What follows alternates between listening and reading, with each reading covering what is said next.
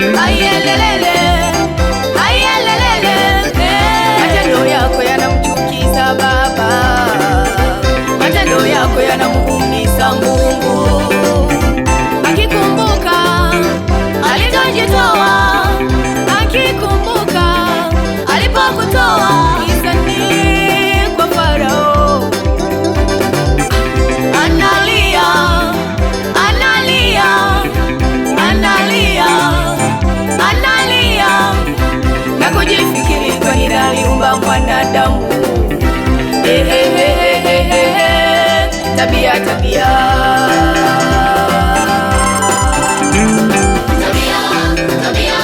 tabia zako ndugu zinamrudisha Yesu msalabani. Tabia zako ndugu zinamtoa machozi Bwana Yesu. Badili tabia zako, mwenendo wako, tabia zako wewe zinamrudisha Yesu msalabani. Badilika. Tabia zako ndugu zinamrudisha Yesu msalabani. Tabia zako ndugu zinamtoa machozi Bwana Yesu. Badili tabia zako. Kumbuka Sodomu na Gomora waliangamia kwa sababu ya dhambi zao, waliteketezwa.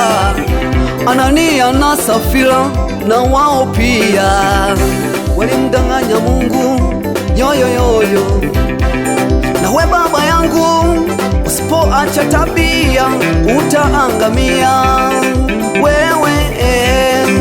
Mama yangu, usipoacha uchawi wako utaangamia kama Sodoma na Gomora.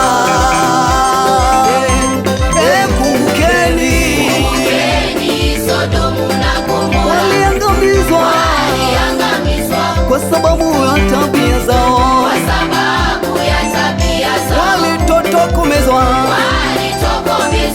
na moto kwa sababu ya shingo ngumu.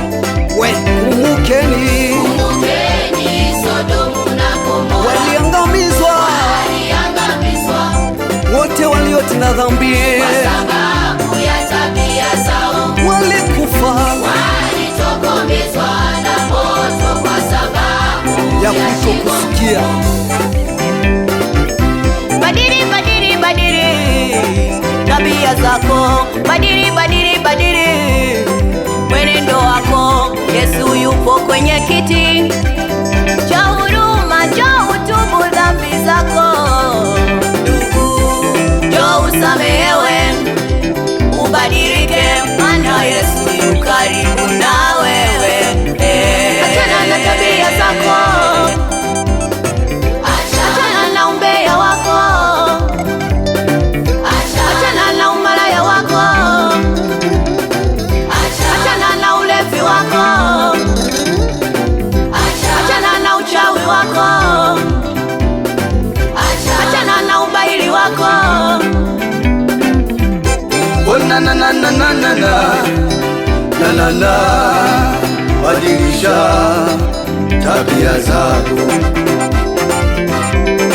badilika, badilika.